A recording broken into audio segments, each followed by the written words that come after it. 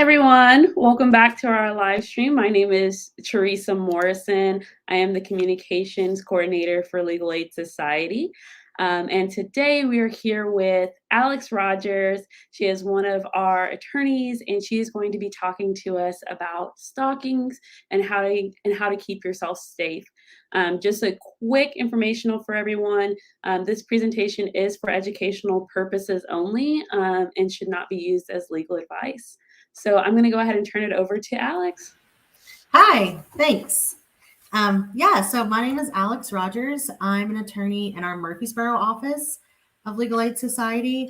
I am on a grant called the VOCA grant, and that's a special grant for victims and survivors of domestic violence. And so I represent victim survivors in whatever kind of cases they need to gain safety and independence from their abuser. And today we're going to be talking specifically about stalking, what it is, what it looks like, and how you can keep yourself safe. So to start, just a little bit about Legal Aid Society. We are a nonprofit law firm, and we provide education and direct representation to people in civil matters for low-income individuals, families, and seniors, and other vulnerable people in the community. And our mission is to advance, defend, and enforce the legal rights of low-income and vulnerable people in order to secure for them the basic necessities of life. So that's what Legal Aid does. Some more about us. We have 32 attorneys in 8 offices. We cover 48 counties across Middle Tennessee. In our service area, there's about 440,000 people who live at or beneath the federal poverty line and who would qualify for legal services. So unfortunately, there's just one legal aid attorney for every 13,000 people who might need our help. But we are proud of the work we do at Legal Aid. We are able to help a lot of people. We're excited about the work that we're doing here. And just a quick, you can see our counties and who we serve. Like I said, 8 offices, 48 counties in Middle Tennessee. Some areas that we do: bankruptcy, consumer protection, education law, elder law, employment law, family law and domestic violence, health law, housing, immigration law, juvenile law, mortgage foreclosure, public benefits, and tax disputes. And our Facebook Live is put on in partnership with Vanderbilt Law School, Justice for All, a Tennessee Supreme Court initiative, and the Community Foundation of Middle Tennessee. So thank you to our partners, too, for making this important information available. And like Teresa said, this is not legal advice. Every case is different. So this is some legal information, some things that might be helpful to you. But if you need advice about your specific situation, we encourage you to call Legal Aid Society and see if we're able to get you some advice and some help. So we're having this topic is really timely because October is Domestic Violence Awareness Month. And, the statistics are pretty shocking about domestic violence. 1 in 3 women have experienced violence in their lifetime, and 1 in 7 men have experienced violence in their lifetime. So it's no question that everyone knows someone who is the victim of violence. And stalking is a type of domestic violence. And that's kind of what we're going to be focusing on today for our topic. So Tennessee law defines stalking as a willful course of conduct involving repeated or continuing harassment of another individual that would cause a reasonable person to feel terrorized, frightened, intimidated, threatened, harassed, or molested, and that actually causes the victim to feel terrorized, frightened, intimidated, threatened, harassed, or molested. And that TCA, that's the Tennessee law. And so that's kind of a complicated way of putting it. But what that really means is stalking happens when someone does something that the other person did not consent to on 2 or more occasions that makes the other person feel reasonably harassed. So that's what stalking is under the law. Stalking is a type of domestic violence, and it's important to remember that stalking is a pattern of behavior. So sometimes stalkers do things that when you think about them on their own, they don't seem necessarily that serious, but when you look at the pattern of behavior, that's when the abuse really becomes clear.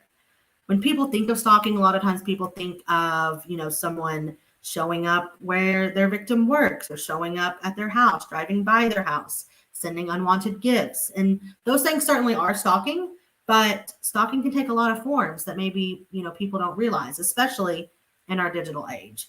Stalkers may call or text their victims repeatedly. They may monitor their computer use. They may use GPS to track them. But no matter how stalking happens, at its core, it is the same as all other kinds of domestic abuse. It's about coercion and control. But however stalking happens, it's important to know that it's never the victim's fault. You don't deserve to do anything. You've not done anything wrong. And so, I want everyone to keep that in mind too. The statistics of stalking are pretty startling as well. According to data from Metro Nashville Police Department, 1 in 12 women and 1 in 45 men are stalked in their lifetime. And this number is probably higher because reports show that about half of stalking incidents are actually reported. And many times a victim knows their stalker. 59% of female victims and 30% of male victims are stalked by an intimate partner. And usually the stalker is male. So if you are experiencing stalking, how can you keep yourself safe? Well, here's some tips. First, it's really important, end all contact with your stalker. If you can, if it's safe to do that, end contact. Make it clear to the stalker one time that you do not want to be contacted anymore. And if you can, it's even better to do this in writing so you have proof of that. Do it in a text message or an email, or record yourself so there's some kind of proof. Then cut off all contact. The other thing that's really important is to document everything. So document each time your stalker contacts you or comes around you. Keep all texts, all voicemails, a phone log that shows them trying to contact you. Make a record and a log of each time your stalker might drive by your house or show up where you are or otherwise harass you. If your stalker destroys any of your property or hurts any of your pets or something like that, be sure to take pictures. So kind of documentation is really important because you're building that case. Another thing that's important to stay safe is alert people that you trust. Make sure your friends, family, coworkers know what's going on. They can be on the lookout for suspicious behavior too. If you have a picture of the person who's stalking you, give that to the people you trust, or a picture of their car, so that they can be on the lookout too and help you stay safe. Another thing you might want to do is meet with an advocate. Legal Aid Society has advocates that help people make safety plans. They can also tell you about laws in Tennessee, and they can connect you with other resources that might be helpful. And they can also tell you about an order of protection, which we'll talk more about that later, but that can also be a really powerful tool in helping you stay safe. And always, if you're in danger, if you're being threatened, if you think your safety is in danger, call 911. Stalking is a serious crime, and the police might be able to help you too. Some specific tips too, depending where you are, is so at work and at school, it's important to change your routine to and from work or school. If you can get a later shift, if that's possible, maybe come in a little later or leave a little earlier. Change the route that you take so it's not as predictable to your stalker.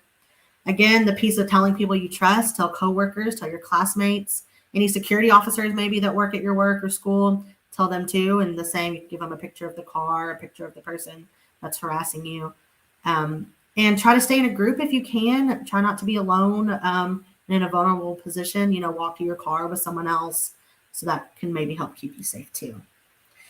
And then at home, there's some things you can do as well. Pack a bag of necessities and have that in a place that's easy to get to, but maybe not obvious to your stalker if they were to be in your home, but somewhere where if you needed to leave in a hurry, you had a bag ready.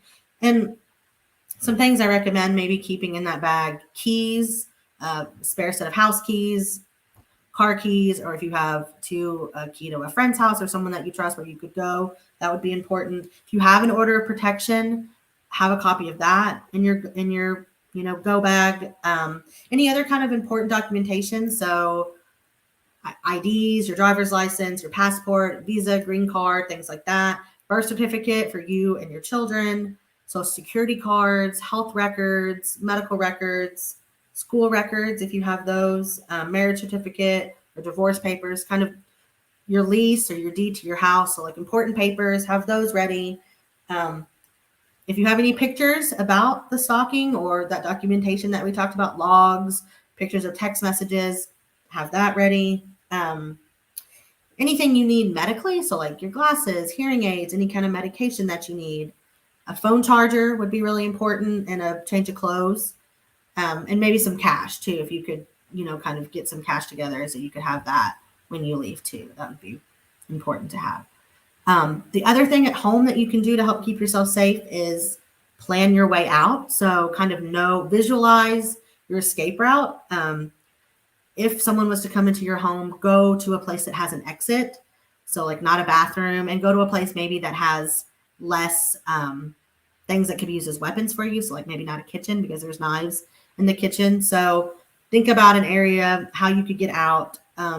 If you can, stay in a room with a phone. That way you're able to call 911 or a friend or a neighbor, someone that could help you. So know your escape route, practice it, visualize how you'll get out. Another thing you could do is have a kind of a code word or some kind of signal that you could tell your children or your neighbors or your coworkers that signifies that you're in trouble and the police need to be called for you. Also, if you're able to, you can change the locks and get a security system. I know some people can't afford that, but if that's an option for you, that could help you stay safe. And again, telling people you trust is so important: neighbors, landlords, for home.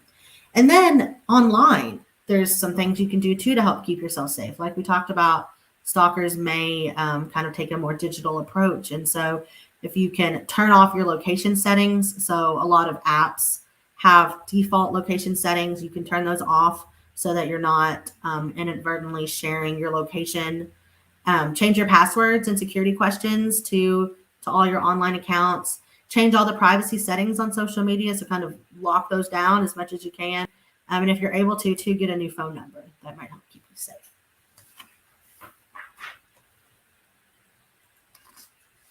Another thing that might be able to help you stay safe is an order of protection. So in Tennessee, a victim of stalking may be able to get an order of protection. And stalking is a crime, and stalking carries certain criminal penalties.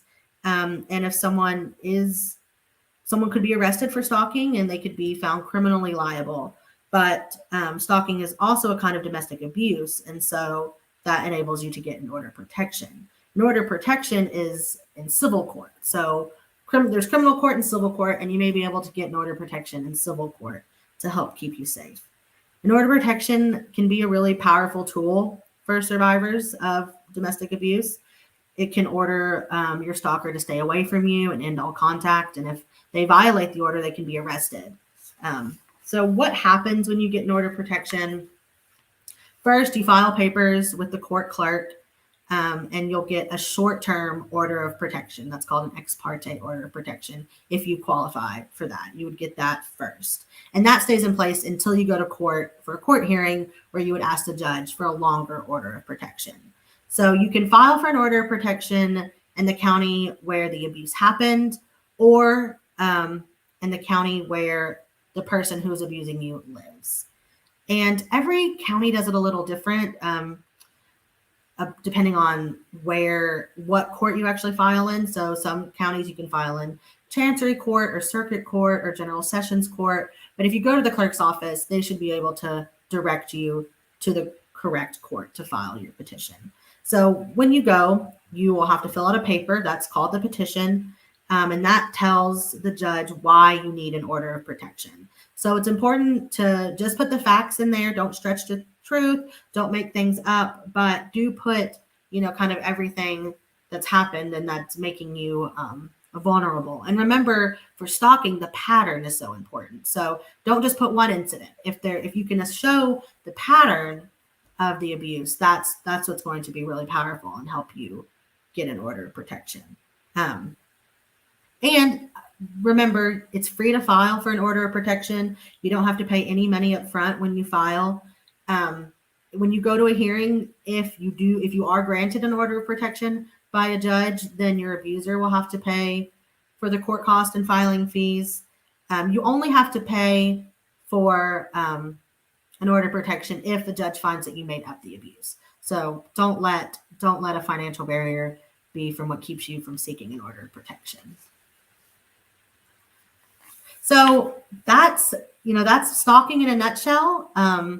Here's my contact information. Again, I'm a staff attorney at Legal Aid, so please feel free to reach out if you think Legal Aid might be able to help you. And I'd like some questions if we have any. You can click over to that slide. Hi, Alex. So there are no questions in the chat right now, but there are some comments. So one of them said that this is really good info and they would have never thought of some of this, and that the info was good to know for sure. Great. Good. I'm glad. I hope that it helps people out there stay safe and be more empowered, knowing what they can do, to keep themselves safe and that they're not alone. And then I do have one question for you, please. because I know that sometimes with stalker situations, people may think, oh, it's not that serious, or may not know at what point they should reach out for help or to get an order of protection. So when would somebody want to start reaching out if they feel like they're being stalked?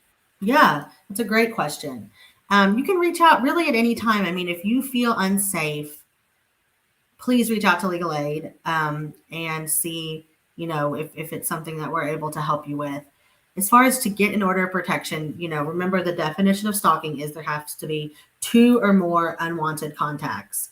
So after you can show it's an unwanted contact by telling the person who's stalking you, making it clear that you don't want that contact anymore. And then if it happens 2 times after that, then you are within the definition of stalking, and you should certainly apply for an order of protection if you think that's something that can keep you safe. But even before it reaches that level, Legal Aid Society still might be able to help you make a safety plan or point you in the direction of some other resources that might be helpful to you in the meantime as well.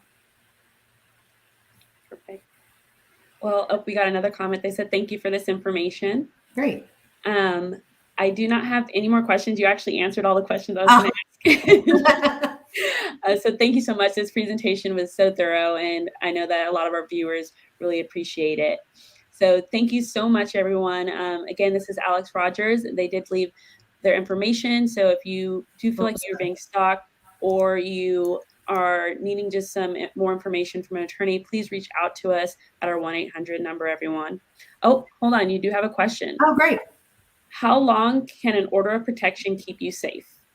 Yeah, so typically orders of protection are for a year. That's what judges grant. There is some new kind of things with orders of protection where they can be longer. You can potentially get a lifetime order of protection, but there's some certain factors that have to be met, and an advocate or an attorney could help you kind of see if that's an option for you. But usually they're for a year if you're granted an order of protection. And then if your abuser violates that order, they can be extended for different lengths of time from there as well.